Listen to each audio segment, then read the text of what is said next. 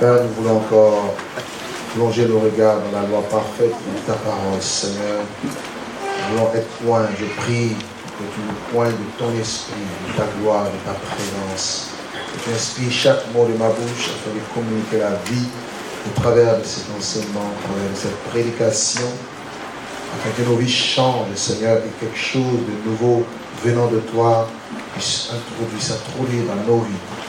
Je déclare que tout don parfait et toute grâce excellente descend d'en haut, du Père de lumière chez lequel il n'y a ni changement ni ombre de variation. Qu'il en soit ainsi, que tout esprit soit soumis à ton autorité. En ton nom Jésus, nous avons ainsi prié. Amen. Amen. Je vais entendre un grand amen de l'Assemblée. Ah, ça ne monte pas cet amen-là. Est-ce qu'on peut dire un grand amen? Ah, non. Je dis, est-ce qu'on peut dire un grand amen? Est-ce qu'on peut acclamer très fort le nom de Jésus? C'est comme si tu n'as jamais acclamé le roi et le acclamé. Parce que vous avez les salutations de la part du pasteur principal de l'église qui s'appelle Jésus. J'aimerais qu'on se lève de nous. C'est lui le Seigneur très fort le nom de Jésus. Gloire à Dieu.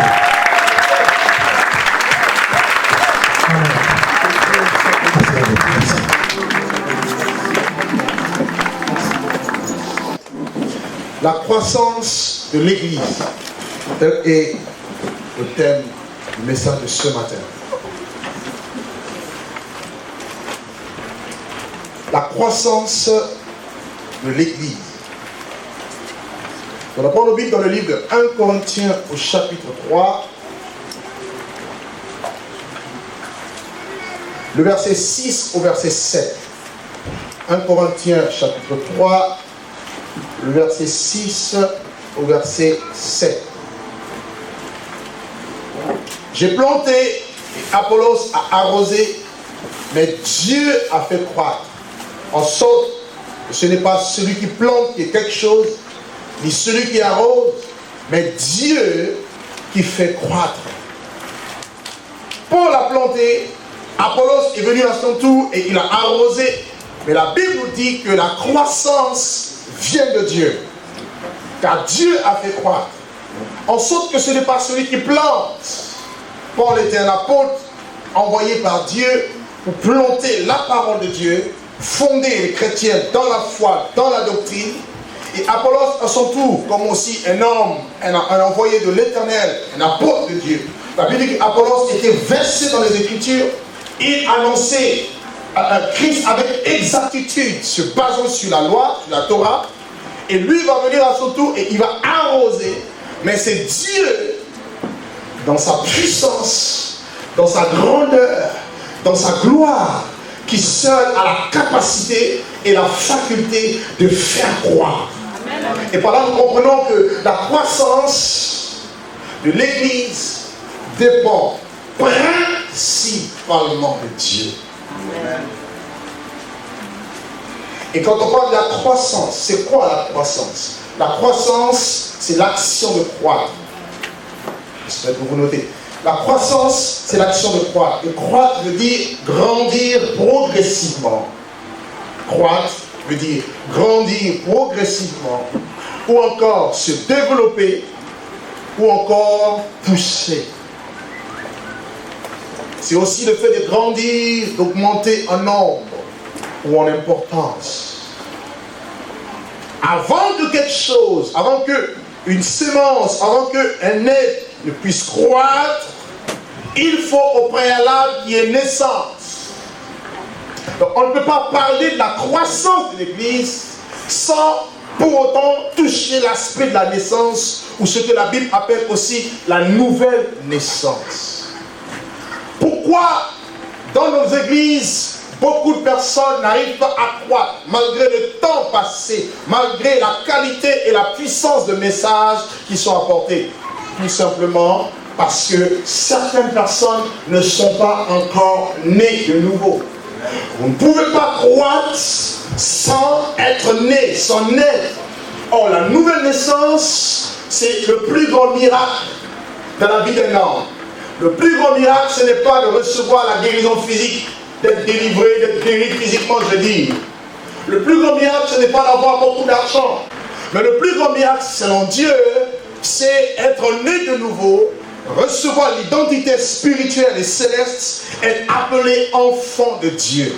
Jésus dit à tous ceux qui l'ont reçu, la parole, à ceux qui croient en son nom, elle, la parole, leur a donné le pouvoir de devenir enfants de Dieu, lesquels sont nés non du sang, ni de la volonté de la chair, mais de Dieu. Donc il faut qu'il y ait une naissance.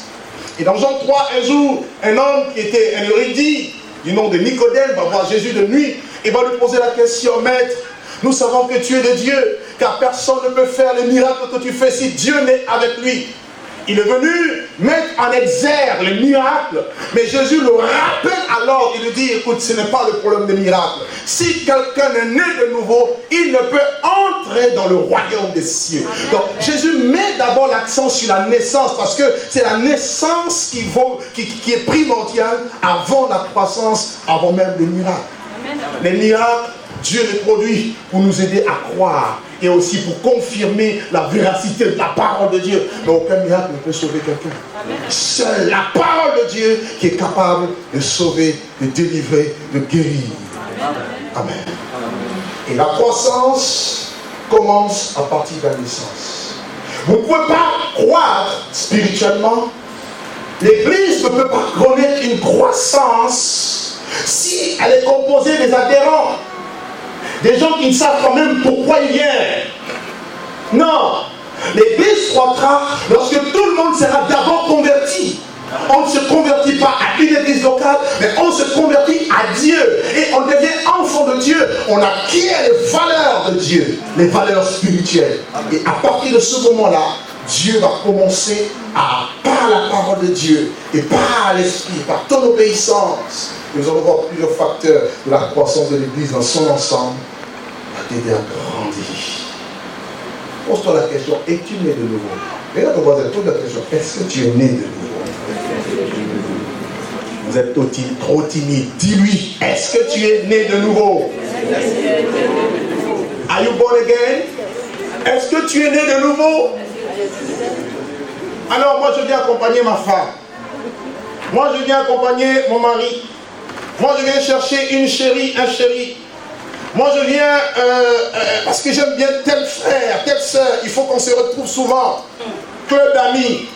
Tu n'as rien compris. Ça va? Amen. Je veux vous entendre. Amen. Jésus est Seigneur. Amen. Paul plante, Apollos arrose, mais Dieu fait croître. Alléluia. Donc la croissance, elle est surnaturelle. La croissance ne dépend d'aucun homme, d'aucune organisation et d'aucune structure. Cependant, pour que l'Église grandisse, il y a 4 facteurs importants que je vais développer dans différents points. Vous le retrouvez dans le livre de Actes, chapitre 2, le verset 42. La Bible dit qu'il persévérait dans les enseignements des apôtres. 1. Et 2. Il persévérait dans la communion fraternelle.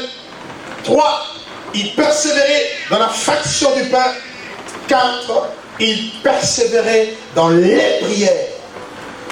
4 choses importantes, essentielles pour toi, qui est enfant de Dieu, de grandir.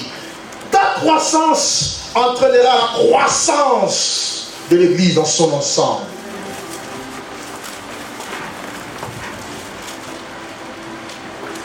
Bien. Dieu est un Dieu qui amène la croissance. Si vous lisez dans Genèse chapitre 1er, au moment même où Dieu commence à faire pousser les plants de la terre, il forme la terre, la Bible dit que Dieu va faire pousser de la terre des arbres de champ. Donc, du néant, de rien, à partir d'un grain, Dieu, parce que ce grain contient en lui la vie, Dieu est capable de faire pousser. Dieu est capable de faire grandir, grossir.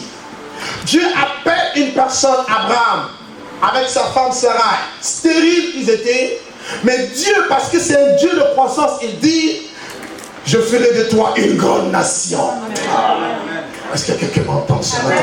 Il dit, je te bénirai et je ferai de toi une grande nation. Je rendrai ta postérité comme le sable de la mer, comme les étoiles du ciel. C'est-à-dire, derrière toi, tel que tu es, il y a des milliers de vies qui doivent être sauvées. Amen. Quelqu'un ne m'entend pas. Amen. Si tu comprends le principe de la croissance, tu ne vas plus te minimiser. Et le diable fait tout pour te minimiser, pour te freiner, te mettre la lourdeur, la négligence, pour que les vies derrière ne soient pas sauvées. Et tu auras des comptes à rendre à Dieu. Et la croissance est importante. Si tu comprends que derrière toi, parce que tu es fils et fille d'Abraham, il y a des milliers de vies derrière toi, tu vas t'engager dans l'œuvre de Dieu. Tu vas t'engager dans la vie avec Dieu, parce que Dieu ne t'a pas sauvé pour rien.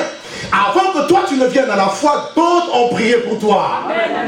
Et toi aussi tu as la responsabilité d'emmener d'autres dans la foi. Alléluia. Aujourd'hui c'est la repentance. Nous allons nous repentir. Parce que Dieu veut que nous grandissions, nous croissions. Mais nous sommes encore comme les vaches maigres. Nous souffrons, l'église du 21e siècle souffre d'une maladie qu'on appelle le kwashiorkor. Kwashiorkor spirituel. Gros ventre parce qu'il mange trop, mais maigre, des pieds maigres qui n'arrivent même pas à marcher.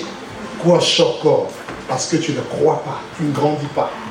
Tu aimes bien la télé, tu aimes bien les distractions, mais tu n'aimes pas les choses de Dieu. Voilà ton problème. Alors, ce Dieu que je disais qui apporte la croissance, qu'est-ce qu'il fait? Afin de créer une nouvelle entité qu'on appelle l'Église. Dans la pensée de Dieu, il y a le royaume de Dieu. Comprenez-moi bien. Il y a deux royaumes, il n'y en a pas trois. Il y a le royaume de Dieu, qui est le royaume de lumière, et il y a le royaume des ténèbres. Ces deux royaumes se font la guerre. C'est-à-dire, le royaume des ténèbres fait la guerre au royaume de Dieu. Maintenant, Dieu, au commencement, nous dit quoi? Dieu créa les cieux et la terre. Et la terre devait informe et vide. Et il y avait les ténèbres sur toute la surface de l'abîme. Et l'Esprit de Dieu se mouvait au-dessus des eaux. Puis Dieu dit que la lumière soit, et la lumière fut. Dieu sépare la lumière d'avec les ténèbres. Il appelle la lumière jour et il appelle les ténèbres nuit. Ainsi il y eut un jour, un soir et un matin. Ce fut le premier jour. Donc vous voyez, il y a une séparation entre les ténèbres et la lumière. Et Paul le dit en même temps. Il dit ne vous mettez pas avec les infidèles sous un joug étranger. Quel rapport y a-t-il entre les ténèbres et la lumière? Quel accord y a-t-il entre Christ et Bélial? Si vous comprenez ces deux principes, vous allez avoir une vie chrétienne équilibrée. Pourquoi? Parce que vous saurez que le monde de ténèbres travaille sans relâche pour détruire le royaume de Dieu. Amen. Et Dieu, parce que les hommes de l'époque avaient bâti une tour, la tour de Babel, est descendu depuis le ciel et a confondu leur langage. Et après la chute de Babel, Dieu appelle un homme du nom d'Abraham et Dieu lui donne la promesse. Et par Abraham, Dieu se constitue une postérité à part. Et de par Abraham, il y aura Isaac, de Isaac, il y aura Jacob, et de Jacob, il y aura les 12 tribus. Et les 12 tribus vont constituer le royaume d'Israël. Un royaume de sacrificateurs, une nation sainte, un peuple mis à part. Israël avait la loi, la Torah. Israël devait être le témoin de Dieu sur la face de l'humanité. Israël devait révéler le royaume de Dieu sur terre. Écoutez-moi bien. Mais Israël a failli à sa mission. Et lorsque Jésus est venu, il va dire, répentez-vous car le royaume de Dieu est proche. Il a prêché la repentance pour que les hommes viennent à lui. Il dit, j'ai été d'abord envoyé aux brebis perdues de la maison d'Israël. Mais parce que ceux-là m'ont rejeté. Parce que Israël m'a rejeté. Mais à tous ceux qui l'ont reçu, alléluia. Oh mon Dieu, quelqu'un ne me croit pas. À tous ceux qui croient en son nom, je leur donne maintenant le pouvoir de devenir enfants de Dieu. C'est la raison pour laquelle l'église est aussi appelée un royaume des sacrificateurs. Donc tu es un royaume. Tu es dans le royaume de Dieu. Tu es une entité dans le royaume. Et Jésus avant sa mort il dit, je te dis que tu es Pierre. Et sur ce roc, moi Jésus, je bâtirai mon église. Et les portes de séjour de mort ne prévaudront pas contre elle. Donc l'église a un ennemi, les portes de l'enfer. Est-ce que quelqu'un m'entend? Alléluia. Ok. Aujourd'hui, je ne vais pas parler comme un évangéliste, je dois enseigner.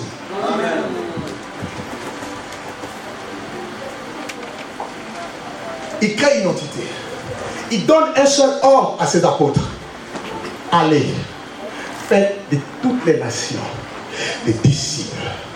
Allez, et prêchez la bonne nouvelle à toute la création.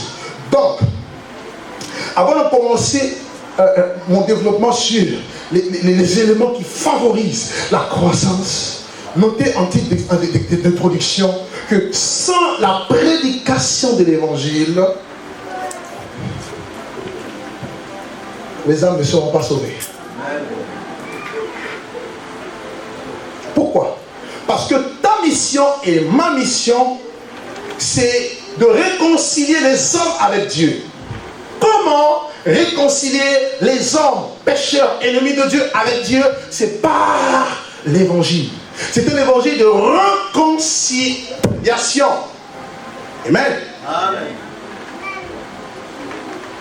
Bien. Actes chapitre 2. Vous lirez à partir du verset 22 jusqu'au verset 37. Vous le notez juste. Vous allez voir, lorsque l'église était le jour de la Pentecôte, la parole de Dieu nous dit, les gens vont commencer à dire que ces hommes sont ivres. Ils ont bu du vin. Et Pierre se lève et dit non, écoutez, il est 9 heures. Ces hommes ne sont pas ivres. C'est ce que le prophète Joël a annoncé. Il prêche, il prêche, il prêche. Il parle au cœur d'Israël. Et la Bible dit pendant qu'il parlait, une seule prédication de Pierre. Il n'y avait pas de miracle, il n'y avait pas de délivrance, il n'y avait rien. Une seule prédication poussée par la puissance de l'Esprit de Dieu. La Bible dit en un jour, il y a eu 3000 âmes. Amen. En un jour. Alléluia. Nous avons fait combien de jours? Combien d'âmes avons-nous? Il y a un problème. Amen. Alléluia. Amen. La croissance de l'Église est la conséquence de la fidélité de tous les chrétiens à proclamer la parole de Dieu. Amen. Tu as une mission. Le peu de passages bibliques que tu connais, Dieu ne te demande pas d'avaler toute la Bible. Le peu que tu as, tu peux déjà le partager autour de toi. Tu as une responsabilité vis-à-vis de Dieu. Pour amener les âmes à Dieu, pour réconcilier les hommes avec Dieu. Et sans, mes frères, mes sœurs, la prédication, les brebis perdues ne reviendront jamais à la bergerie. La Bible dit que Dieu veut que tous les hommes soient sauvés et parviennent à la connaissance de la vérité. Tel est le plan de Dieu, la volonté de Dieu. Dieu veut que les hommes soient sauvés.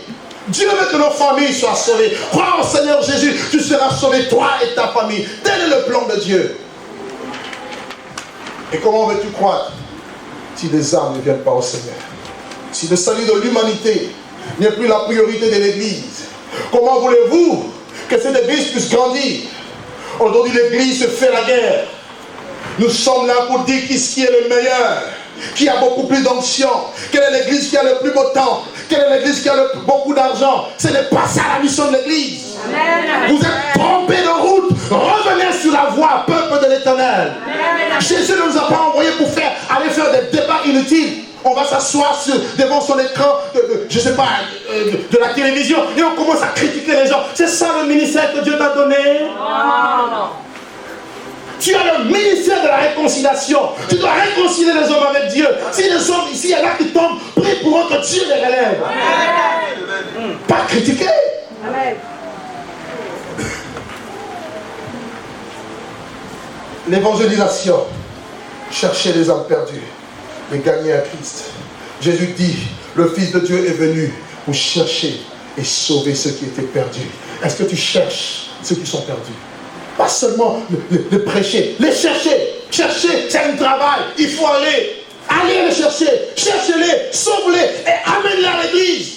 Et voilà aussi un autre monde de l'église. Oui, Dieu est partout. Je vais prier chez moi à la maison. Qui t'a dit ça?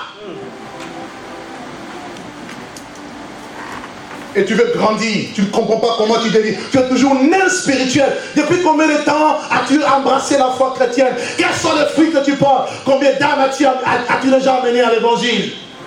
Vous vous trompez par des faux raisonnements et par de faux messages que les envoyés du diable sont en train de polluer partout dans le monde entier. Ouais, amen. Le plan de Dieu, c'est l'église. Et l'église, c'est un corps spirituel, un corps mystique. C'est aussi l'église locale. Amen.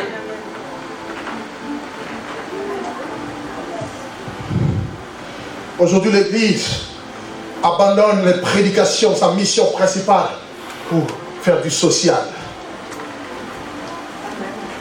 Amen, amen. Nous faisons du social. Amen. Il faut aller faire du bien. On laisse les éléments de la parole de Dieu et on veut juste servir aux tables. Jésus n'a pas dit allez faire du social. Le social vient après la prédication de l'évangile. On a renversé l'ordre. C'est vrai. Il y a repentance à avoir. Au nom de Jésus-Christ de Nazareth. Amen. Faire des disciples. Nous envoyons des personnes à l'église. Et voilà, les personnes sont des adhérents. Vous savez que tu es un adhérent, tu arrives toujours en retard. Toujours en retard. C'est un problème. Et tu dis, je suis l'église de Jésus, je veux que Dieu me bénisse. Tu n'es pas un disciple. Le disciple est comme le maître. Tout disciple accompli sera comme le maître. Amen. Alléluia. Amen. Excusez-moi, si vous êtes concerné, ce n'est pas à vous directement que je m'adresse. Je dois prêcher la parole de Dieu telle que Dieu me le dit. Amen. Et il faut changer de vie et d'attitude et de comportement. Lorsqu'on est disciple, son cœur doit brûler pour Dieu, la personne qu'on aime. Je suis dans la joie lorsqu'on me dit, allons dans la maison de Dieu. Amen. Tu es l'église, mais tu dois aussi être joyeux de rencontrer tes frères. Amen.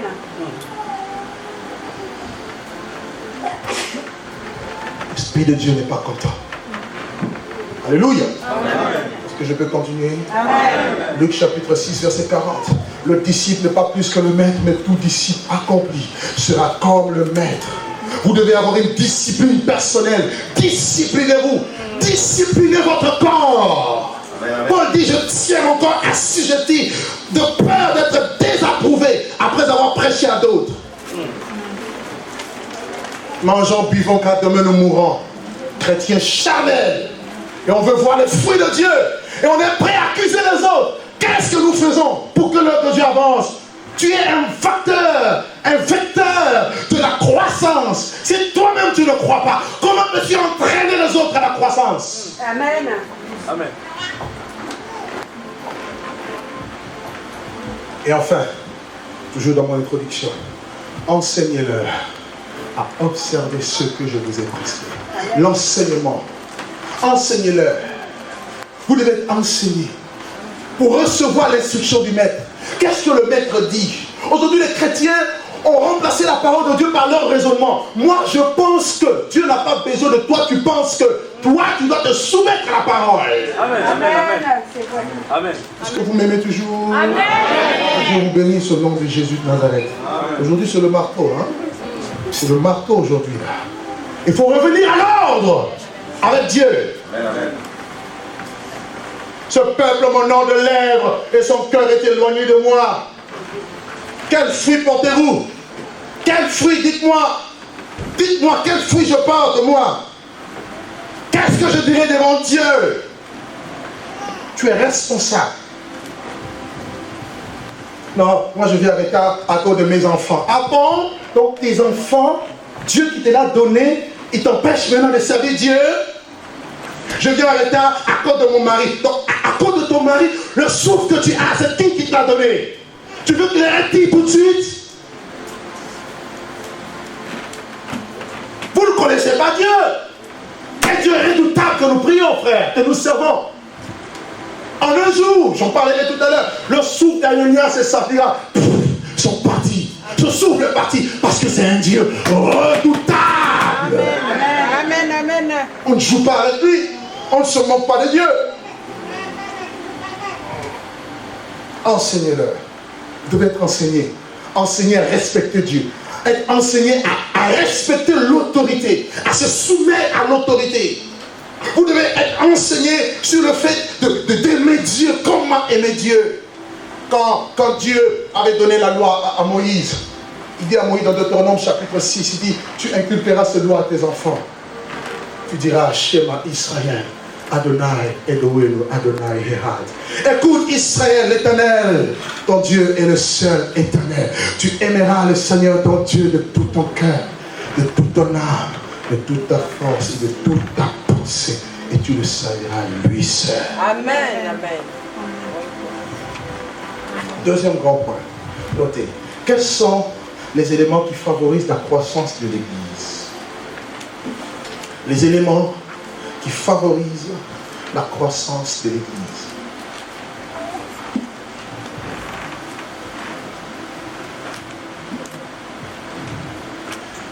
Les éléments qui favorisent la croissance de l'Église. Le premier élément qui est capital, c'est l'évangélisation. L'évangélisation. L'évangélisation reste et restera toujours la priorité de Dieu et l'urgence pour Dieu. L'évangélisation, le fait de répandre la parole de Dieu, le fait de prêcher l'évangile. Tout chrétien, tout disciple est appelé à prêcher. Amen. Tout le monde n'est pas appelé à enseigner. Non, ça c'est clair. On n'est pas tous appelés à enseigner, mais tout chrétien est appelé à prêcher l'évangile. C'est ta responsabilité. Bon, tu ne peux pas dire moi-même, non. Ce n'est pas un esprit de timidité que Dieu t'a donné.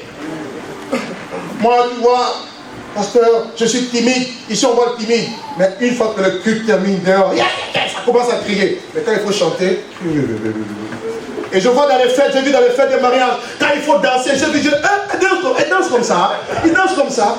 Les gens se sont éclatés. Mais dans la présence de Dieu, plus que l'abbé Pierre. Pas une mouche doit partir. Une moustique. Vous devenez hypocrite. Si dans le monde vous pouvez glorifier le diable à ce niveau, et à combien plus forte raison quand vous avez compris la notion et la grandeur de ce Dieu. Quand David avait compris cela, l'ange était devant, il a commencé à danser. Il a le pas commencé. Je ne sais même pas danser, Jésus aide-moi.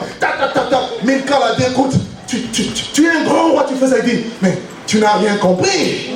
Je danse devant mon roi.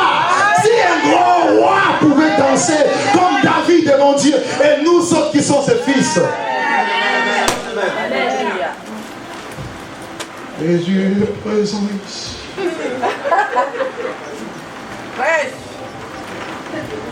Je ne sais pas s'il y a encore des chrétiens tièdes ici, qui sont un peu dedans, un peu dehors, qui vont encore dans les boîtes de nuit ici. Mais quand vous allez dans les boîtes, vous voyez, et là, ils transpirent. Mais vous êtes tellement classe. Je suis très bien habillé. Moi, je ne peux pas me prosterner. Je ne peux pas me... comme ça. C'est ça? Je ne peux pas. Mon habit va salir. Quoi? Ton habit va se salir? Ton habit va se salir? Je suis revêtu. Réjouissez-vous et donnons les gloires, car les noces de l'agneau sont venues et son épouse.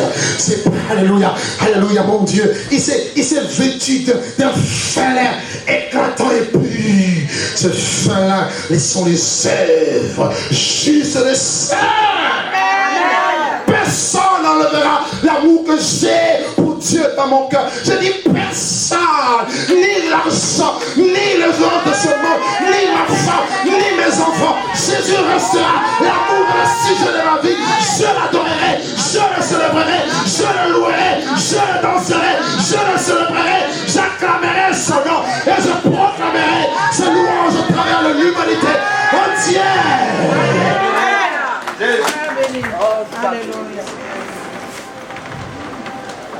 Je séduis ma vie. Quand j'étais dans ce lit d'hôpital où tout le monde disait c'est fini, cet enfant ne vivra plus. La mère de Dieu est venue dire oui, cet enfant vivra et me servira. Amen. Je le guérirai de cette maladie incurable et il sera une source de bénédiction pour beaucoup. Amen. Comment ne pas aimer ce Dieu, frère? Amen. Amen. Amen.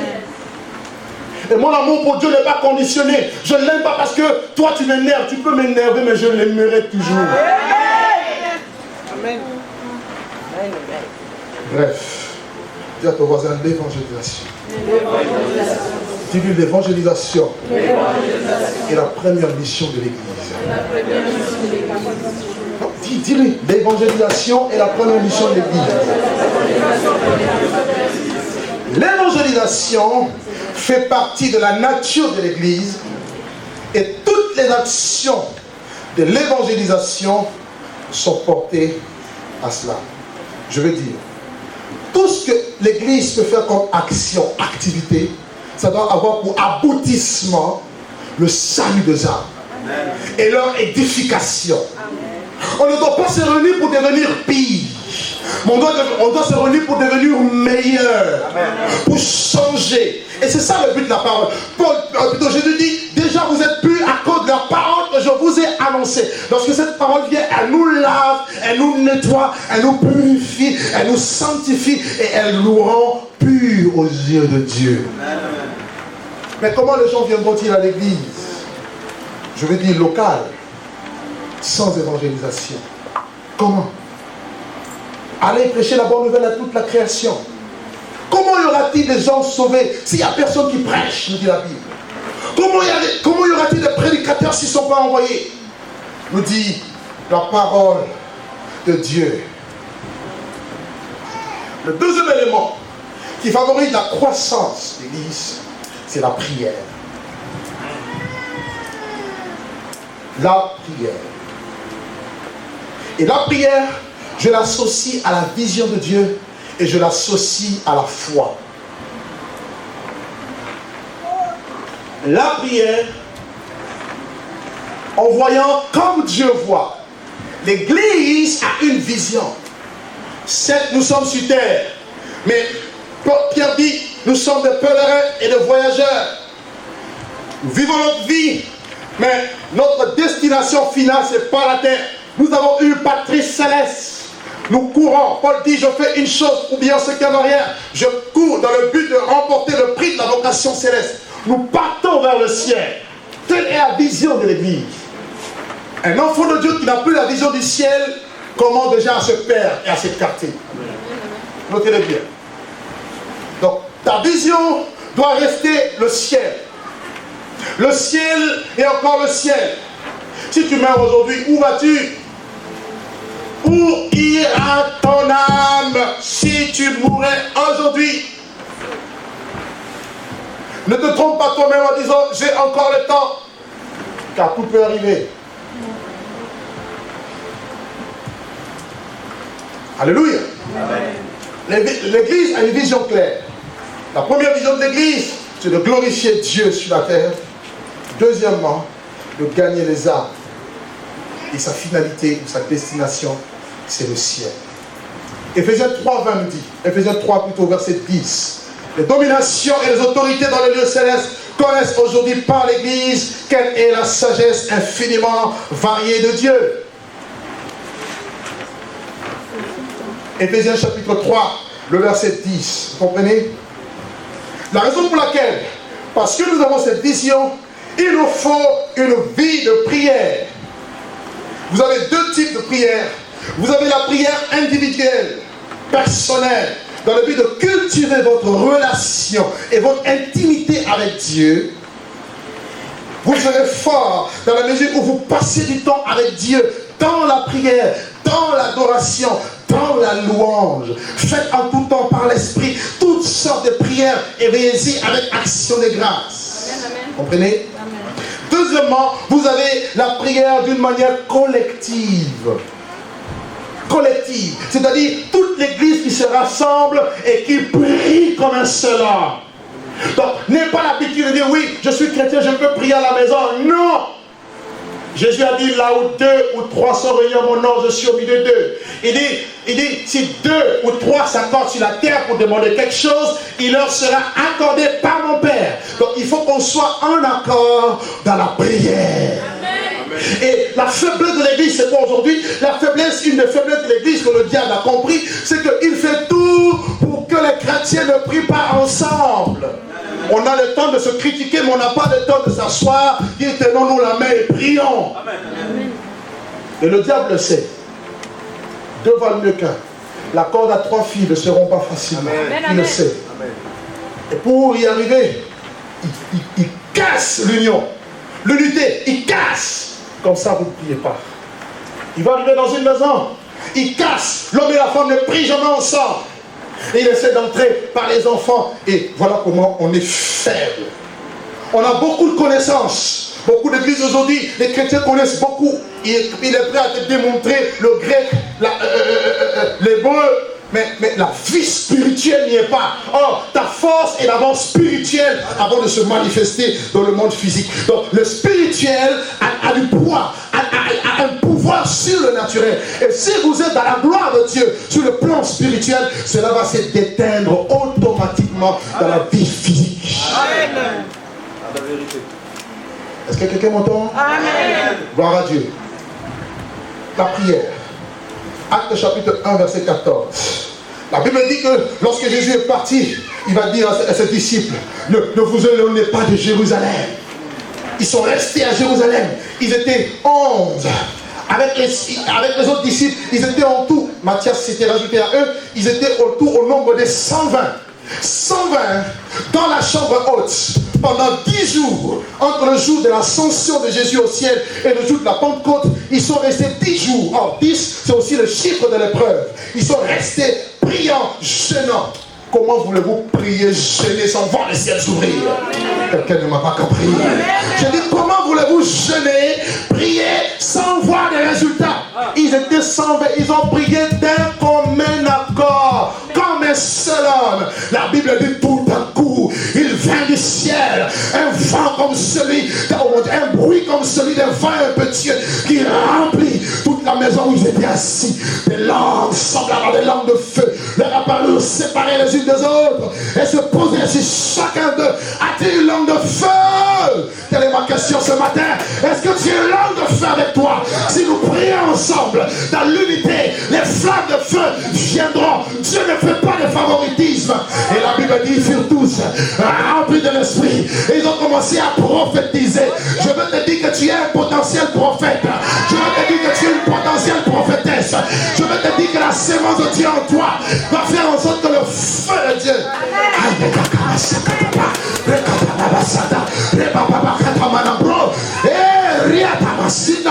le feu va embraser, ça va te consumer. Et j'ai une bonne nouvelle. Le feu de Dieu n'a pas de pompier spirituel. Si tu avais compris, tu allais acclamer très fort Dieu. Je dis, non, je veux qu'on acclame très bien. Même le volcan arrive à s'arrêter un peu. Mais toi, tu es plus qu'un volcan. Il fait de toi une flamme de feu. Quand tu passes, les flammes jaillissent. Et tu ne comprends pas, les gens commencent à te haïr sans raison. Parce qu'en fait, ce n'est pas eux. Ce sont les démons. Le feu. Et l'église a besoin du feu.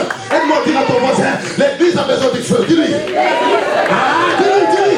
Tu as besoin du feu. Et si tu veux avoir le feu, ce n'est pas dans les restaurants qu'on a le feu. Alléluia. Sur la montagne. Qui montera à la montagne de l'Éternel? Qui va monter? Et aujourd'hui, il y a une convocation. Dieu est en train de te convoquer. Viens, monte. Il y a un monde ici. Et je te montrerai les choses qui arrivent. Dieu est en train d'appeler cette résurrection. Monte comme un aigle. Monte dans la hauteur. Monte dans la prière. Le feu va descendre. Ah, quelqu'un ne m'a pas compris. Le feu va descendre. Ça n'a pas commencé à la Pentecôte. Ça a commencé au temps d'Élie. Élie a prié. Le feu est descendu. Laisse-moi te dire, Élie est un homme de la même nature que toi. Laisse-moi te dire, tu peux prier. Et le feu va descendre. Power. La prière. J'avais dit, je n'avais pas prêché comme un évangéliste. C'est ce qui se passe. Acte chapitre 4. 4. Tellement qu'il y avait des langues de feu. En un jour, un seul jour. Pierre prêche. 3000. Imaginez 3000 âmes entre ici. Il n'y aura pas de place. Imaginez un peu. Il n'a pas changé ce Dieu-là. C'est nous qui avons des problèmes, pas lui. Donc commençons à régler nos problèmes. Amen. Amen. Hier, on avait une réunion de femmes ici, je leur parlais. Je disais, Dieu dit, dans Timothée 2, que la femme sera néanmoins sauvée en devenant mère. Ce n'est pas dit qu'elle doit accoucher. Parce que la mère est la porteuse de vie. Elle doit porter la vie. Elle doit gagner les âmes. Ceux qui ont manqué là, c'est terrible. Vous allez avoir juste le CV. Que Dieu vous bénisse. Acte chapitre 4, verset 29 à 31. Là encore, nous voyons les chrétiens, les apôtres prier. Regardez. Ils ont été arrêtés, persécutés. On les bat des verges. Et on leur interdit même d'annoncer le nom de Jésus. Je me demande pourquoi, dans ce monde, quand vous dites Allah, ça ne dérange pas. Quand vous dites Dieu, ça ne dérange pas. Quand vous dites Krishna, ça ne dérange pas. Mais quand tu dis seulement Jesus is my boss. Alléluia. Là, mon travail, on te dit non. Pourquoi? J'ai dit quelqu'un ne m'a pas compris ici. Tu peux mettre tous les noms, ça ne va pas déranger. Allah, c'est quoi? Ça ne dérange pas. Mais dis seulement Jésus. Moi, une fois au travail, quand je travaillais, j'ai glissé, Jésus. Et je suis tombé, c'était sur la glace, j'ai pas eu mal. Mais bon, je voulais quand même maintenant, je viens de me porter, parce que je suis encore resté dans le côté. Alléluia. Amen. Ils les ont arrêtés. Mais la Bible dit que pendant qu'ils étaient arrêtés, on les a frappés, ils ne se sont pas arrêtés. Ils ont commencé à louer. Ils ont dit, Seigneur, vois leurs menaces et accorde à tes serviteurs d'annoncer la parole de Dieu avec une pleine assurance, c'est-à-dire avec beaucoup plus d'assurance qu'avant, en étendant ta main, qu'il se produise des guérisons, des miracles au nom de ton saint serviteur Jésus. Et la Bible dit, pendant qu'ils ont terminé juste de prier, la terre, là où ils étaient, le lieu où ils étaient, trembla.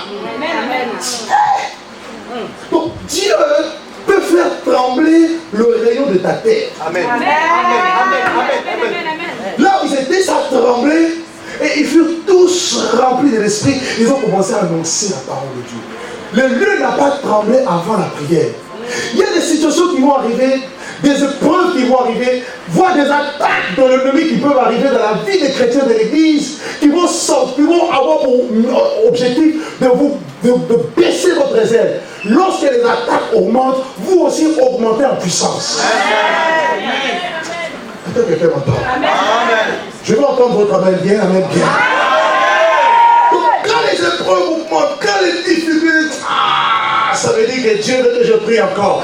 Si tu priais 1 heure, dis, je vais essayer 2 heures. Même quand tu arrives, tu dis, Seigneur, moi je suis habitué à prier 1 heure, mais je continue. Aide-moi, Saint-Esprit. Et je te montre, pas ta montre. Si tu regardes la montre, tu vas dire, j'ai trop prié. Tu vas te rendre compte que tu as prié 2 heures, tu as prié 3 heures.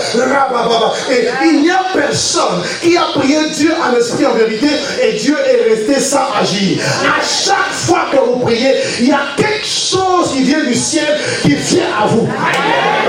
La prière va télécharger quelque chose de surnaturel. Or, la croissance est surnaturelle. L'église primitive, elle grandissait, pas parce qu'elle faisait beaucoup de tracts. À l'époque, il n'y avait pas de site internet, il n'y avait pas de tracts, il n'y avait pas tout le truc de publicité qu'il y a aujourd'hui, mais ils ont eu plus d'impact que nous. Pourquoi? Parce qu'ils ont mis le spirituel à l'avant. Alléluia! Alléluia! L'église aujourd'hui est trop dans les méthodes. Nous sommes trop dans les méthodes, alors que la méthode de Dieu, c'est la prière. Amen. Parce que quand vous priez, vous favorisez Dieu d'agir. Parce que quand Dieu va agir, de la même manière quand les os, tu ne sais pas comment les os se forment dans le ventre d'une femme, de la même manière quand Dieu amène la croissance, tu ne comprends pas. Amen. Dieu va dire à l'église, ça va tellement vous choquer, me choquer la croissance qu'il va amener. Il va dépasser votre entendement. Il va lui faire un travail juste de fond. Et sois sérieux par rapport à cela. Ça va vous dépasser. Pourquoi? Parce que la croissance est surnaturelle. On ne dira pas c'est à cause de tout grâce. Non, on ne dira pas c'est parce que telle équipe est là. On dira parce que Dieu a fait croître.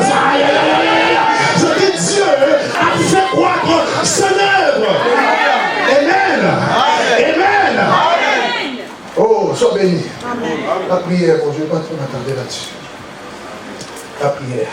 Et nous devons nous unir pour prier. Prier ensemble. Ne négligez pas la prière, mes bien-aimés. 3e élément, c'est bien ça? Amen. Ok, allez. Laissez-moi aller un peu vite parce que le temps court. Troisième élément qui favorise la croissance, c'est le Saint-Esprit. Le Saint-Esprit. Dis à ton voisin le Saint-Esprit. Commence à développer l'intimité avec le Saint-Esprit. Fais de sorte que le Saint-Esprit devienne ton ami de tous les jours, ton ami plus que ton mari, ta femme, tes enfants. Et une relation intime. Puis le Saint-Esprit, je ne sens pas ta présence, où est-ce que tu es? Saint-Esprit. Ah, Saint-Esprit. Quelqu'un m'entend? Tu ne m'as pas compris. J'ai dit, tu ne m'as pas compris. Quand l'Esprit de Dieu vient sur toi, Dieu peut t'utiliser même sans titre comme Philippe pour gagner de foule. Tu ne m'as pas compris. Le même Esprit peut te déplacer. Tu n'as pas besoin d'un bus, d'un taxi, d'un avion. Il peut te sortir d'un lieu. Amen. Alléluia. Est-ce que vous savez que le ministère des anges ne s'est pas arrêté? Les anges de l'église primitive, on le voyait. Les anges doivent aussi être en action. Alléluia. Parce que l'église prie. Alléluia. Ne soyez pas surpris si tu as laissé le pasteur de grâce à l'église. Tu es parti chez toi, il n'a pas beaucoup de rendez-vous et en 2 minutes il est chez toi. Je n'ai pas pris ma voiture est restée à l'église. J'ai été transporté. J'ai été transporté par un ange. Et je suis en train de prier que je change de dimension. Que ce sont les anges qui viennent me transporter. Dieu dit, j'enverrai les anges et ils te porteront par tes mains pour que ton pied ne heurte pas contre une pierre. Est-ce que quelqu'un est ici? Est-ce qu'il y a un enfant de Dieu ici? Je dis les anges vont rentrer en action. Il y a des anges avec des épées. Tu viens ici pour combattre l'église. Chicote à partir de mon corps. Ici, tu tombes. Oh, tu commences à voir la diarrhée à l'église. Oh, ça va? Mon frère, ça va? J'ai la diarrhée d'abord. La maison va dire quand on rentre malade, on est guéri. Si toi tu rentres parce qu'il y a un problème, c'est qu'il y a un problème. Alléluia. Non, quelqu'un ne m'a pas compris. Je disais, quelqu'un ne m'a pas compris. Il faut que les choses changent. La croissance, le Saint-Esprit. Acte 9, verset 31. Acte 9, verset 31. La Bible dit, l'église était en paix dans toute la Judée, la Galilée et la Samarie, s'édifiant et marchant dans la crainte du Seigneur. Elle s'accroissait par l'assistance du Saint-Esprit. Cette église marchait dans la crainte de Dieu. Elle se sanctifiait. Mais la croissance était le concours de l'Esprit. Le Saint-Esprit dedans a amené la croissance. Amen. Et dans Acte 2, chapitre 47, la Bible dit, le Seigneur ajoutait chaque jour à l'église ceux qui étaient sauvés. Amen. Toi, tu peux évangéliser dehors. Les gens à qui tu parles peuvent ne pas venir. Mais parce que tu évangélises, Dieu va ajouter à l'église. Amen. Tu ne vas rien comprendre, tout ce que tu invites, ils viennent jamais. Mais ce sont de nouvelles personnes que tu n'as jamais invitées. Mais c'est normal, parce que tu travailles, le Saint-Esprit aussi de son côté travaille. C'est lui qui ajoute à l'église. Donc quand tu prêches l'évangile, c'est pas seulement pour que ton église locale soit remplie, c'est pour que le royaume de Dieu soit rempli. Dieu peut orienter une âme dans une autre église. Mais ça, ce n'est pas ton problème. Ton problème, c'est l'obéissance. Mais dans l'église, cette résurrection, le Saint-Esprit lui-même va ajouter à l'église ceux qui sont sauvés. Même les ouvriers, il va davantage les envoyer, les susciter. Parce qu'il y a un travail à faire. Amen. Il a dit, je suis fidèle, je le ferai, tu le verras. Amen. Il m'a exigé des choses, il dit, toi tu fais ça, je t'obéis, ça. Il dit, oui Seigneur, je vais obéir. Amen. Ça aussi c'est la paix de l'obéissance. Quand vous obéissez à l'Esprit de Dieu, vous voyez les miracles. Amen. Amen. Amen. Un autre point, je peux continuer? Amen. Alléluia. Dis à ton ami, la croissance dépend de Dieu. La croissance dépend de Dieu. Dis-lui, la croissance dépend de Dieu. À condition que les hommes obéissent à Dieu. À condition que les hommes obéissent à Dieu. Non, aide-moi à dire à ton voisin, la croissance dépend de Dieu. La croissance dépend de Dieu. À condition que les hommes obéissent à Dieu. Amen. Amen. Quel autre point? Nous sommes à quel point là? Quatrième. Quatrième point. Il y a 7 points. Quatrième point. Pour que l'église grandisse, croisse, il y a besoin d'un leadership à l'image de Jésus-Christ. Il y a besoin d'un leadership à l'image de Jésus-Christ. C'est-à-dire des bergers selon le cœur de Dieu. Amen. Jérémie chapitre 3, le verset 15 nous dit, Jérémie dit, je vous enverrai des bergers selon mon cœur, ils vous paîtront avec intelligence et sagesse. Jérémie 3, verset 15. Des bergers selon le cœur de Dieu, comme David, que Dieu appelle l'homme selon le cœur de Dieu. Et si l'Église a arrêté de croire aujourd'hui, c'est aussi parce qu'il y a eu des faux bergers. Amen, amen. Il y a eu des bergers qui ont détruit le troupeau. Il y a eu des bergers qui ont dépouillé le troupeau. Il y a eu des bergers qui ont abusé du troupeau. Les troupeaux n'ont pas vu le modèle. Jésus dit, tous ceux qui sont venus avant moi sont des voleurs et des brigands. Et les brebis ne les ont pas suivis. Si l'Église ne croit pas, c'est à cause de la multitude de mercenaires. Il dit, oui, le voleur ne vient que pour dérober et dont j'ai détruit. Mais moi, je suis venu afin que mes brebis aient la vie, et la vie en abondance. Christ est le modèle. Christ est le souverain berger. C'est pourquoi tout à l'heure, je vous disais, je vous salue. Je vous donne les salutations de la part du berger principal de cette église. Amen. Jésus de Nazareth. Ne l'oubliez jamais. Mettez-moi en deuxième position. C'est d'abord lui. Amen. Il me donne, il me sauve. Amen. Amen. Les faux dirigeants, ceux qui vont à l'extrême, des dirigeants ignorants. Lorsqu'on est dans l'ignorance, on n'est pas suffisamment formé. On amène les autres dans les ténèbres. Un aveugle qui conduit un autre aveugle, ils tomberont tous les deux dans un puits. Le leader doit avoir la vision de Dieu, doit voir comme Dieu voit et doit avoir le cœur de Dieu. Un bon leader, ce n'est pas celui qui a la grande connaissance, c'est d'abord celui qui a un grand cœur. Est-ce que je me fais comprendre? Il y a une différence entre la connaissance et le cœur. Ce que Dieu veut, c'est le cœur.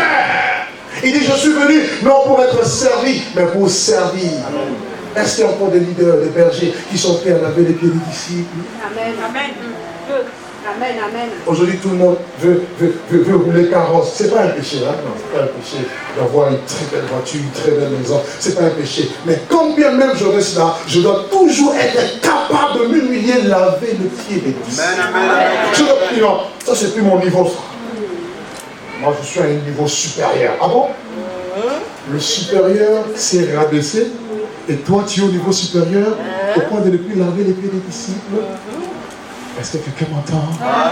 Est-ce que quelqu'un m'entend? Aujourd'hui, les pasteurs sont devenus inaccessibles. On ne peut pas les voir. Ils sont plus inaccessibles que Dieu. Il avait dit, invoque-moi, je te répondrai. Même Dieu, tu arrives à la voir. La personne la plus importante. Mais lui, il faut un rendez-vous d'1 an. Moi, je suis occupé, j'ai un agenda, je suis busy. Hein. Je vais en groupe, après je rentre, je vais en Martinique, après je vais en Afrique, je vais aux États-Unis. Vous comprenez, le ministère, hein, vous voulez dire. Dis à ton voisin. Jésus de Nazareth. Que Dieu vous bénisse. Amen. Amen. Un bon leadership. Paul dit, soyez mes imitateurs comme moi j'imite Christ. Si je continue à imiter Christ, alors imitez-moi. Le jour où vous verrez que je n'imite plus Jésus, arrêtez de m'imiter. Parce que c'est Jésus qui est le chemin, c'est Jésus qui est la vérité, et c'est Jésus qui est la vie.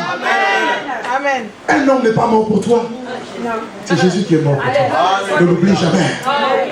L'homme peut faillir, mais pas Jésus. Amen. Et l'idolâtrie veut que un idolâtre, c'est qui? C'est quelqu'un qui est prêt à désobéir à Dieu pour obéir à l'homme. C'est ça l'idolâtre. C'est la raison pour laquelle un vrai berger doit toujours vous conduire d'après la parole de Dieu. Pas en dehors. L'Éternel est mon berger, je ne manquerai de rien. Il me conduit dans des verts pâturages. Il restaure mon âme. Il me dirige près des eaux paisibles. Oui. Et quand même je marcherai dans la vallée de l'ombre de la mort. Amen. Alléluia. Bon leader. Dis à Dieu, Seigneur, donne-nous des bons leaders. Dis, Seigneur, donne-nous des bons leaders. Ça doit être ta prière. Donne-nous des bons dirigeants qui ont le cœur de Dieu, qui ont le caractère de Dieu. C'est ça que Dieu veut. Dieu n'a pas besoin de businessmen. L'église n'est pas un business. L'église n'est pas un business. Fais ton business à part, mais l'église n'est pas un business. Amen. Amen. Alléluia. Que le nom du Seigneur soit glorifié. Jésus-Christ a formé 12 apôtres. Ensuite, il les a envoyés. Il s'est révélé à Paul de manière particulière. Et les 12 et Paul, ils ont posé les doctrines de la foi chrétienne. Dans Ephésiens chapitre 2, verset 20, il dit, vous avez été édifiés sur le fondement des apôtres et des prophètes, Jésus-Christ étant la pierre angulaire. Donc, nous devons rester sur le fondement des apôtres et des prophètes. Amen. Avoir de bons modèles. Il faut persévérer dans la doctrine du Maître. Il faut que la parole de Dieu soit notre fondement, soit notre socle. Voyez, parce que les leaders qui vivent dans la parole de Dieu vont entraîner les autres aussi à vivre dans la parole. Donc un leader ne doit pas être quelqu'un qui ne pratique pas la parole. Quand il faut donner, il ne donne pas, mais il dit aux gens donner. Quand il faut craindre Dieu, lui ne craint Dieu, mais il dit aux gens craignez Dieu. Non, ce n'est pas ça le vrai leader. Ça, c'est des gens qui sont assis dans la chair de Moïse. Jésus les appelle des hypocrites et race de vipères. Amen, amen. Amen. Que Dieu te bénisse. Les leaders sont comme la locomotive. Ils doivent être bouillants. Ils doivent être bouillants pour Dieu. Cinquième chose, c'est ça? Cinquième, hein? C'est ça? La croissance de l'Église est favorisée aussi par la présence des églises de maison. Les églises de maison ou des groupes de maison. Je vais m'expliquer. Je disais que nous devons toujours rester dans la doctrine biblique, la parole de Dieu. Lorsque l'Église est née, il y avait encore le temple de Jérusalem, et les gens allaient. La Bible dit qu'ils étaient assidus tous les jours au temple. Mais en même temps, ils rompaient leur pain dans les maisons. Pourquoi les maisons sont-elles importantes? Les réunions de maison sont importantes pour plusieurs choses, pour deux raisons principales. La première, pour maintenir la fraternité, la communion fraternelle. Dans Acte 2, je vous ai dit tout à l'heure que 4 choses qui favorisent la croissance, l'enseignement des apôtres, les prières, la communion fraternelle et la fraction du pain. D'accord? Et les réunions dans les maisons favorisent cette proximité. Ils étaient 3000. C'est difficile d'être fraternel, communion fraternelle avec 3000 personnes. Dieu n'est pas contre les grandes églises.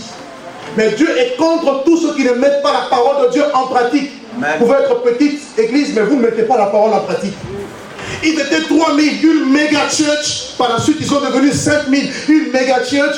Mais ils avaient une structure, de petites structures où les uns et les autres se retrouvaient dans les maisons pour s'entretenir, pour entretenir une flamme. Est-ce que je me fais comprendre? Est-ce que tout le monde m'entend? Gloire à Dieu. Donc,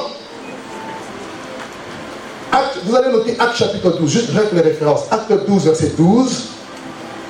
On nous dit qu'il y avait une église qui priait dans la maison. Acte 12, verset 12. Acte chapitre 20, le verset 20. On nous dit que Paul prêchait publiquement et dans la maison. Acte 20, verset 20. Vous lirez aussi Romains chapitre 16, le verset 3 à 5. Romains 16, 3 à 5.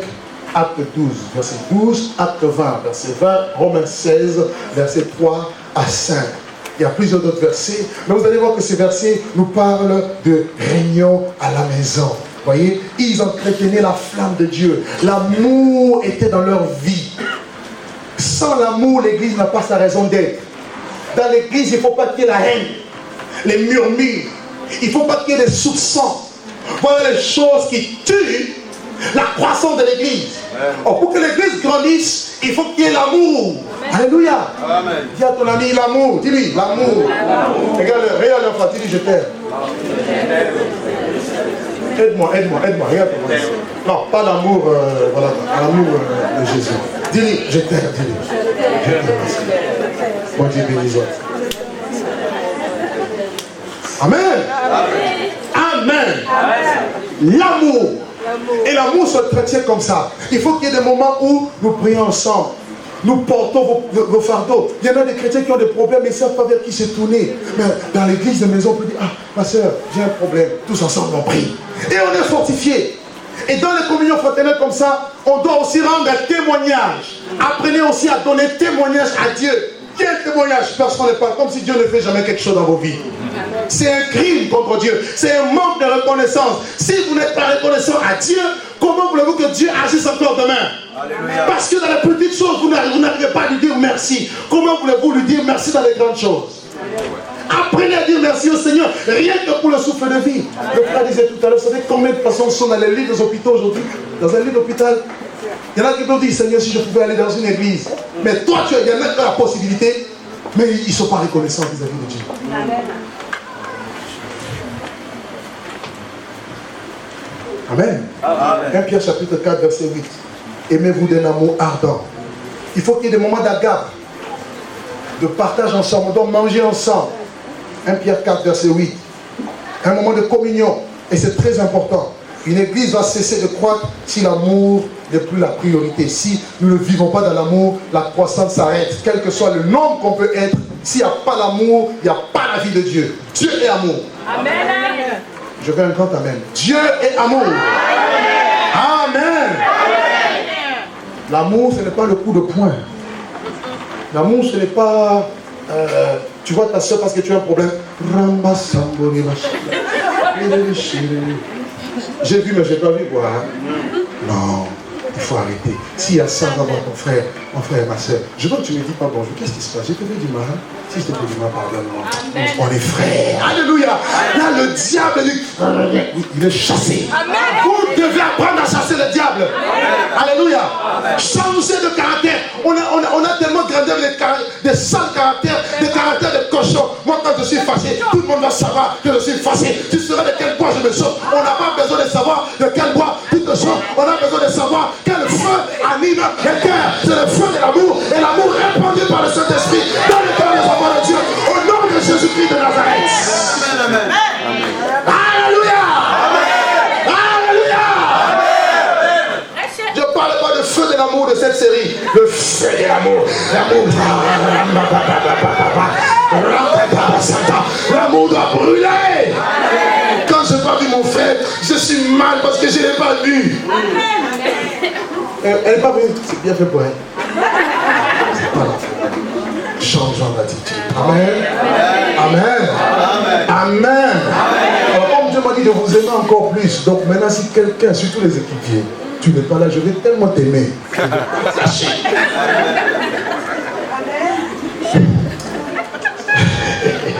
Alléluia. Il y en a qui ne me connaissent pas bien. Moi, je suis tenace. Vous allez me fatiguer un peu. Vous allez vous fatiguer de moi. Alléluia.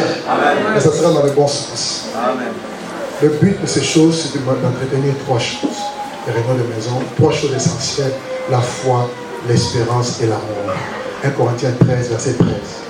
Que ces trois choses demeurent.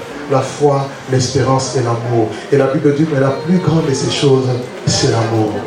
Amen. Amen. Gloire à Dieu. Sixième chose, et puis je m'en vais à finir. C'est bien ça, hein? Ouais.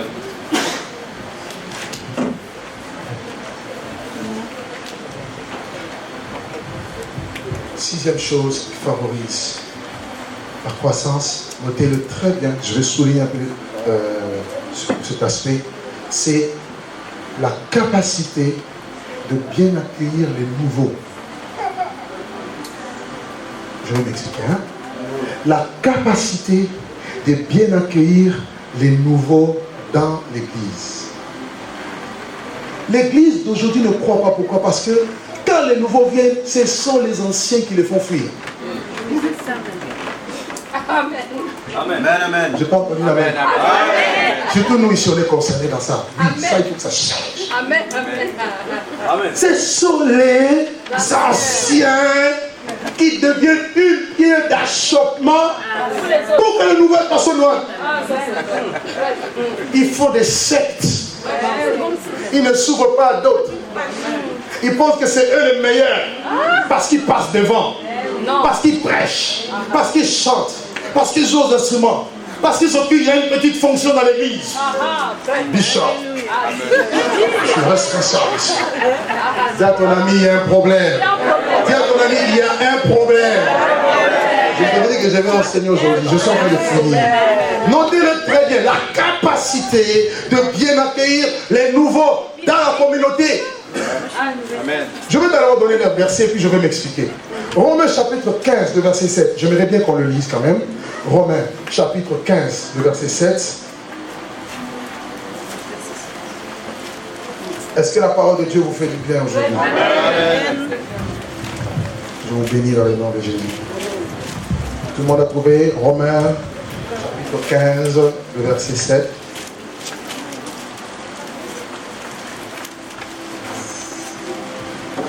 Accueillez-vous donc les uns les autres, comme Christ vous a accueillis pour la gloire de Dieu. Regardez. Ici, Paul donne un ordre, il dit accueillez-vous. Ce n'est pas réservé à l'équipe d'accueil. Et ils ont un travail spécifique à faire. Mais c'est tous les chrétiens de la communauté qui doivent avoir un amour chaleureux pour accueillir les nouvelles personnes. Amen. Christ nous a accueillis pour la gloire de Dieu. En d'autres termes, pour que la gloire de Dieu se manifeste dans l'église, il faut que les nouvelles personnes se sentent dans leur maison. Amen. Qu'ils se sentent à l'aise. Tu dois montrer à un païen qui aime les boîtes de nuit que ici c'est le meilleur endroit. Amen. Mais si toi tu le reposes, tu vas te dire quoi? Au moins dans la boîte de nuit, quelqu'un me propose un verre, il me propose une cigarette, il me propose ceci. Mais ici vous êtes pingre. Je crois que tu es là comme Dieu. Vrai ou faux? Vrai ou faux? Il faut savoir accueillir de nouvelles personnes. Bienvenue. Le jour où vous irez au ciel, vous allez voir, il y a des anges qui sont juste à la porte du ciel. Bienvenue dans la présence de ton Père. Même si tu avais un mauvais souhait parce que tu venais de mourir, mais tu vois la beauté, tu dis waouh. Amen, amen, amen, amen, amen. Bling, bling, bling. Alléluia. Amen.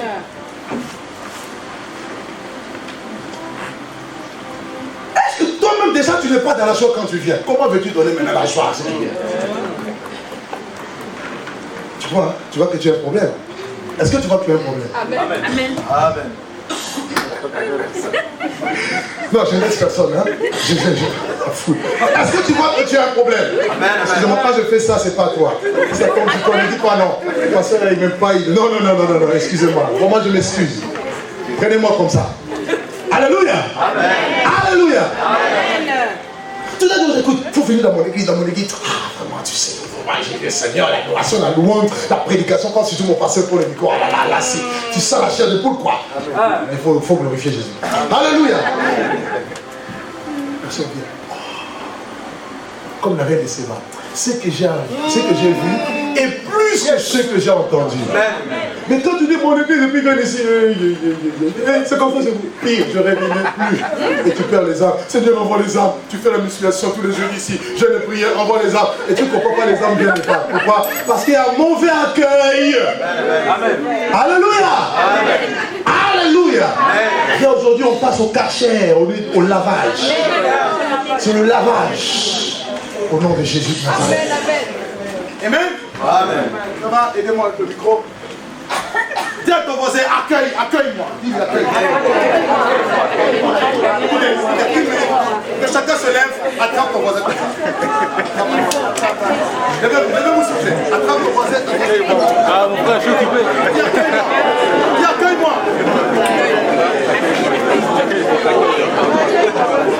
Alléluia. Accueille-moi. Jésus est Seigneur. Gloire à Dieu.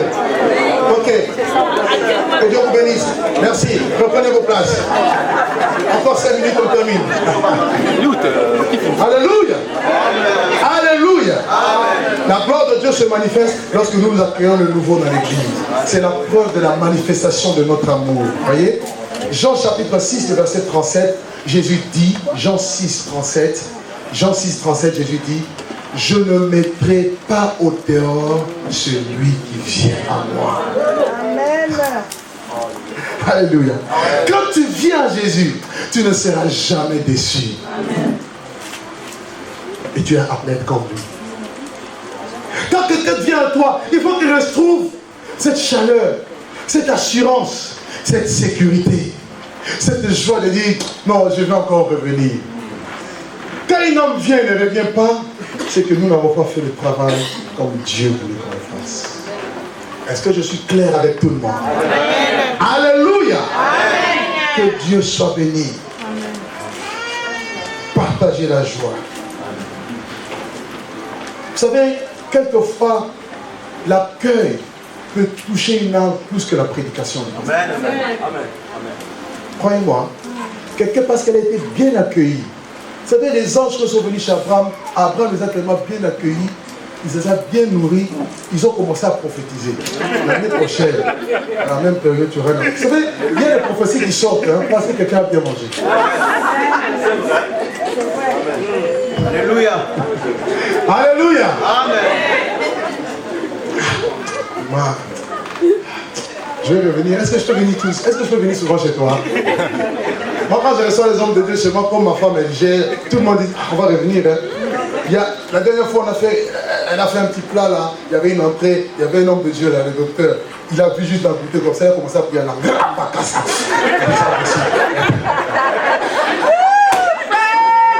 Alléluia! Accueillez bien les gens. Tu ne sais pas peut-être quelle opportunité tu vas avoir. Amen. Dieu vous bénisse. Je vais le dernier point et puis je m'arrête. Dimanche prochain, on va continuer. Dimanche prochain, je développerai plutôt le 6e point sur la sémence. 7e élément qui favorise la croissance, c'est la sémence. L'action de donner, le fait de donner. Ok? Amen, amen. Lorsque les premiers chrétiens étaient touchés, bien aimés, c'était au-delà de la dîme et des offrandes. La Bible dit qu'ils ont tout donné. Personne ne leur a dit de donner. Vous ne verrez nulle part où quelqu'un dit donner tout. L'empressement. Ils ont tout donné. Ceux qui avaient des terrains, ils les vendaient. Et ils amenaient l'argent auprès des apôtres. Et on faisait la distribution. Pourquoi cela? Luc chapitre 6, verset 38 nous dit, Luc 6, 38, il dit, donnez, il vous sera donné. On versera dans votre sein une bonne mesure, serrée, secouée et qui déborde. Alléluia. Amen. Alléluia. Une mesure qui déborde. Or, la mesure ne pourra jamais déborder tant qu'on ne donne pas. Et la première église, frère, cette première église, elle a été puissante. Une de ses puissances, une de ces manifestations de ces puissances, c'est parce qu'ils savaient pourvoir à la mission. Amen. Parce que l'évangélisation nécessite les moyens. Comment est-ce que cette œuvre d'évangélisation peut être aller de l'avant si on est peindre? Si on ne donne pas, c'est pas possible. Et la puissance de l'esprit les a tellement touchés qu'ils ont fait au-delà du minimum. Je vous parlerai de Dieu, du minimum que Dieu a exigé dans la Bible. Et ce que la Bible enseigne dans le Nouveau Testament, vous allez plus voir, on appelle la loi de la libéralité. La libéralité. Quand on parle de la libéralité, c'est toujours donner au-delà. Quand tu es libéral, c'est que tu donnes au moins 30-40%. Mais nous allons voir que nous avons un problème, même pour donner le minimum qui est 10%. Même le minimum, on a du mal. Comment pouvons-nous être libéral? Quelqu'un qui ne peut jamais te donner 10, ne te donnera jamais 20. Nous sommes d'accord? Est-ce que nous sommes d'accord? Et la première église a pu grandir puissamment, a connu une expansion miraculeuse parce que les chrétiens étaient impliqués. Chacun était impliqué. Il y a toujours eu des pauvres, il y a toujours eu des riches. Mais Dieu veut un principe d'égalité, d'équilibre. Dieu ne veut pas que les gens soient trop riches parmi les enfants de Dieu et d'autres trop pauvres. Il faut que les riches apportent pour partager avec les pauvres. Est-ce que quelqu'un m'entend? La gloire de Dieu se manifeste dans l'unité. Jésus dit, je leur ai donné la gloire que tu m'as donnée afin qu'ils soient un, comme moi et le Père nous sommes un. La gloire de Dieu c'est dans l'unité. Et dans l'unité, il faut qu'il n'y ait pas d'inégalité. Est-ce que je me fais comprendre? Amen. Et je vais terminer. Mes frères, tout ce que tu possèdes comme revenu, tu dois savoir qu'il y a une part pour l'Église, pour le corps de Christ. Parce que Dieu veille sur son Église. Dieu veille sur son corps. Dieu veut nourrir, chérir et entretenir. Dieu veut la santé de l'Église et son épanouissement. Ce n'est pas normal que les églises se ferment par manque d'argent. Au jour d'aujourd'hui, vous avez des mosquées qui sont en train de racheter des bâtiments d'église. C'est une abomination, frère. Écoutez-moi bien. Les chrétiens aujourd'hui, le diable les a mis à tellement fermer leur cœur pour ne pas donner à Dieu. Ils se plaisent de voir des choses comme ça. Vous devez pleurer. La Bible dit, la ville est dans la joie lorsque les justes se multiplient. Alléluia. C'est ce que Proverbe a dit. Mais les justes sont en train de se réduire. Les gens, beaucoup de chrétiens, refroidis, déçus des églises, rentrent dans l'islam. Et beaucoup de bâtiments d'église voient les bâtiments catholiques. Je n'approuve pas le système catholique, mais la plupart des bâtiments ferment. On les musulmans et nous chrétiens, on est là. Qu'est-ce que nous faisons? Nous sommes en train d'échouer. C'est vrai, amen. Que personne ne vous trompe. Vous aimez trop l'argent que Dieu. Si tu aimes Dieu, tu lui serviras, tu le serviras avec ce que tu as. Amen. Alléluia. Alléluia. Ce n'est pas normal. Je vous ai parlé au début de deux principes, deux royaumes. Le royaume des ténèbres et le royaume de lumière. Mes frères, aujourd'hui partout dans le monde, que ce soit en France, en Afrique et partout, vous avez la montée de la pornographie. Vous avez la montée de l'occultisme. On est en train de recruter les gens, voire des serviteurs dans l'occultisme à cause de l'argent. Beaucoup sont en train de trahir l'alliance à cause de bien de ce monde. Il y a les traîtres de l'alliance, mais la Bible dit ceux qui connaîtront leur Dieu agiront avec fermeté. Oh, que Dieu nous donne des hommes fermes qui vont refuser, oui, de s'agenouiller devant la statue de Nebuchadnezzar. Des gens qui vont refuser de se souiller avec les mains du roi, avec le vin du roi. Des gens qui vont refuser la compromission. Les gens qui vont dire non. Le diable dit, si tu te prosternes, je te donnerai toutes ces choses. Le diable est riche et il propose la richesse de ce monde aux hommes. Et si tu es un leader et que tu aimes la richesse de ce monde plus que Dieu, tu vendras ton droit de naissance à cause des richesses de ce monde. Laissez-moi vous dire, tout est passager sur cette terre. Le ciel et la terre passeront, mais la parole de Dieu ne passera jamais. Jamais cette parole ne passera. Jamais. Alléluia. Amen. Il y a deux poids, deux mesures. Les ténèbres montent. Quelle est la part de l'église? L'église aussi doit monter. L'église doit monter dans la prière. L'église doit monter, envoyer des missionnaires. L'église doit s'engager. Engage-toi à soutenir l'œuvre de Dieu. Si tu ne t'engages pas, qui le fera? Ce ne sont pas les païens avec leur argent sale qui vont soutenir l'œuvre de Dieu. Dieu n'a pas besoin de l'argent de la prostitution. Dieu n'a pas besoin de l'argent de la drogue. Dieu n'a pas besoin de l'argent du showbiz. Amen. Et c'est le monde qui est en pleine émergence aujourd'hui. Parce que nous avons oublié les éléments de la croissance. Alléluia. Et pour terminer, dans Marc 4, il est dit, le royaume de Dieu est comme quelqu'un qui jette la semence dans une terre. Lorsque la semence elle est tombée, elle croît. Tu ne sais comment. Que tu dormes, que tu veilles, elle continue à pousser. Je veux dire à quelqu'un, il y a un miracle. Et je déclare dans cette résurrection le déclenchement du miracle de la croissance. Le Dieu que je prie, c'est un Dieu de multiplication. Il n'est pas un Dieu d'addition, il n'est pas un Dieu de soustraction, il n'est pas un Dieu de division, mais il est un Dieu de multiplication. Quelqu'un ne m'a pas compris. Si tu m'avais compris, tu aurais te lever et dire Amen.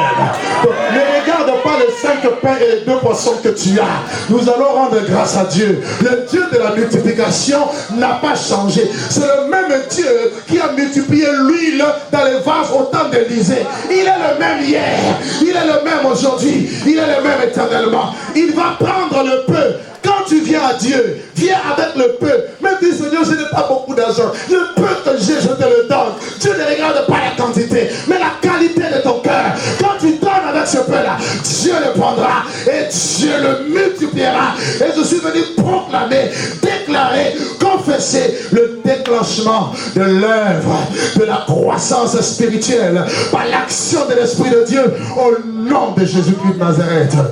Amen. Que tout le monde acclame le nom du Seigneur. Je veux que tout le monde acclame très fort. Levez-vous. Acclamons très fort le nom de Jésus. Acclamons très fort le nom de Jésus. Gloire à Dieu.